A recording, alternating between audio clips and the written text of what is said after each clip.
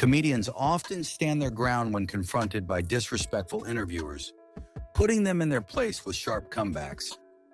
Ricky Gervais had one of his most infamous confrontations with Joy Behar on The View, a moment that quickly escalated into a battle of wit and nerves. The drama began when Gervais made a joke about the Sex and the City 2 movie poster, noting how heavily airbrushed the actresses looked.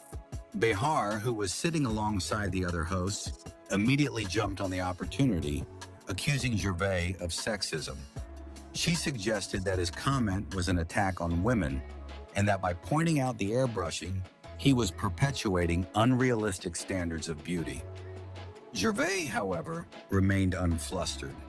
He calmly explained that his intention wasn't to degrade women, but rather to make a larger point about the portrayal of women in the media, highlighting the absurdity of how unrealistic these airbrushed images are.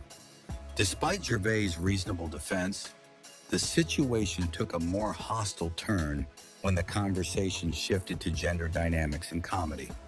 The host criticized Gervais for participating in a male-only comedy panel, questioning why there were no women involved in such discussions. Gervais, ever the master of wit, shot back with a comment that men are often intimidated by funny women, which rather than alleviating the tension, only added fuel to the fire. His remark, though intended to lighten the mood, seemed to confirm the host's point in their eyes, and the debate only intensified. The exchange became a lightning rod for discussions on gender representation in the entertainment industry, but it also reinforced Gervais' reputation for defending his humor with unapologetic confidence. Shane Gillis found himself embroiled in a heated moment on the Flagrant podcast, which turned into an uncomfortable confrontation when the host compared him to a TikTok influencer with Down syndrome. The joke, intended to be edgy, pushed Gillis past his tolerance, and he immediately called out the host for their insensitivity. Refusing to let the moment slide, Gillis firmly rejected the comparison, making it clear that humor should have boundaries. His refusal to let such a comment pass without correction sent a clear message to both his co-hosts and listeners. There is a line, even in comedy, that shouldn't be crossed. This moment was a testament to Gillis's commitment to drawing a clear line between humor that challenges and humor that simply demeans. Bill Burr, the unflinching comedian known for his brutal honesty, had one of his most memorable clashes with Bill Maher during a heated discussion about the Israeli-Palestinian conflict. Maher, known for his controversial opinions and sharp delivery, tried to dominate the conversation with his well-rehearsed rhetoric. However, Burr, as he often does, wasn't afraid to challenge Maher's often dismissive approach. Burr's blunt, straightforward style clashed with Maher's typically condescending tone, and the two went back and forth, with Burr calling out Maher for oversimplifying the issue and failing to recognize the complexity of the conflict. Burr's refusal to allow Maher to dominate the conversation served as a reminder that Burr is not someone who will back down, especially when it comes to important discussions, no matter the weight of the opposing opinion. Katt Williams, another comedian known for his unapologetic style, found himself embroiled in a personal and professional confrontation with radio host Wanda Smith. Smith, who had been critical of Williams's personal life and legal troubles in previous interviews, took things to a new level by making more biting comments during a radio segment. Williams, typically unafraid of such challenges, didn't hesitate to fire back, turning the interview into a battle of sharp words and cutting humor. However, things escalated when Smith's husband allegedly confronted Williams at a comedy club, reportedly pulling a gun on him in what was later described as an attempt to intimidate the comedian.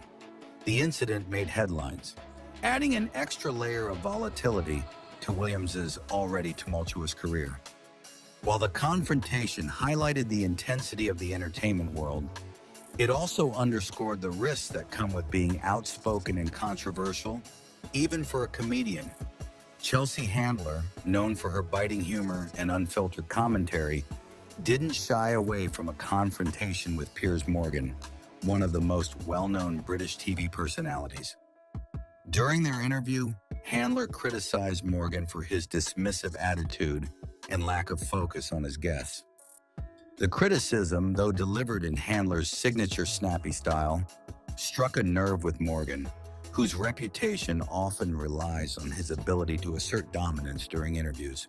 Handler, however, wasn't willing to let him have the upper hand, making it clear that she found his approach both unprofessional and disrespectful. The exchange turned into a masterclass in handling condescending interviewers, with Handler asserting her authority and proving that she could take on even the most established media figures with grace and humor. Russell Brand's interactions with the media were often punctuated by moments of sharp humor and introspection, especially when his guests or interviewers attempted to undermine his intelligence or ridicule his persona. During one memorable interview on BBC, Brand found himself clashing with an interviewer who mocked his distinct accent and the way he expressed himself.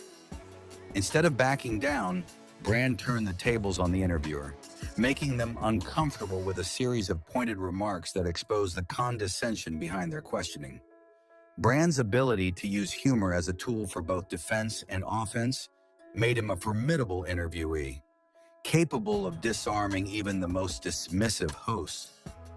Patrice O'Neal, one of the most passionate and articulate defenders of free speech and comedy, had a particularly charged moment during a debate on Fox News about censorship. O'Neal, known for his bold and unfiltered opinions, passionately argued that comedy should not be subject to censorship, even in a politically correct world. His belief that comedians should be free to address any topic, no matter how controversial, was a core principle of his philosophy. During the debate, O'Neal dismantled arguments for censorship with a calm but forceful logic, and his eloquent defense of free speech remains one of the most powerful statements made by a comedian on the subject. Tiffany Haddish, whose rise to fame was marked by her bold, no-nonsense attitude, faced her own public criticism after a snappy remark on the red carpet. The comment, which some found biting or disrespectful, generated backlash from some sections of the media and public. Haddish, however, didn't apologize for her humor, standing firmly behind her remarks. Her unapologetic approach to comedy, even in the face of controversy, cemented her place as a trailblazer in comedy and a strong, independent voice in Hollywood. Jim Carrey, known for his outlandish and eccentric sense of humor, made headlines when he bluntly dismissed the significance of Fashion Week during an interview. When pressed about his thoughts on the event, Carrey, with his usual comedic timing, quickly cut through the pretentiousness, calling out the superficiality of the whole spectacle. His comment left the interviewer speechless, highlighting Carrey's ability to turn a serious discussion into a statement about the absurdity of celebrity culture. Joan Rivers, a true trailblazer in the world of comedy, had a legendary confrontation during an interview with CNN, where she fiercely defended her humor and her fashion choices.